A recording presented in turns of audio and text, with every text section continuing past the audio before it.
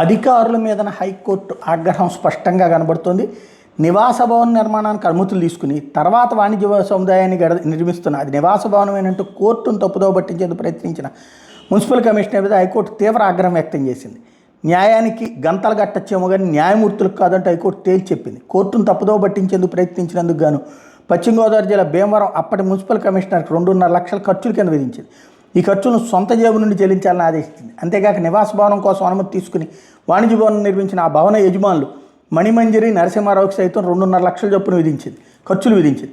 Single judge విధించిన 50,000 ఖర్చులను ఈ మేరకు భారీగా పెంచింది. ఈ మొత్తాన్ని 2 వారాల్లో హైకోర్టు రిజిస్ట్రార్ దగ్గర జమ చేయాలని ఆదేశించింది.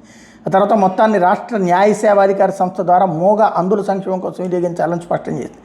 ఈ మేరకు ప్రధాన న్యాయమూర్తి సీజే జస్టిస్ దొరసింగ్ ఠాకూర్, న్యాయమూర్తి జస్టిస్ చల్లా గుండ్రంజన్ ధర్మాసనం ఇటీవల మీద ఒక అప్పీల్ మీద తీర్పును వెలువరించింది.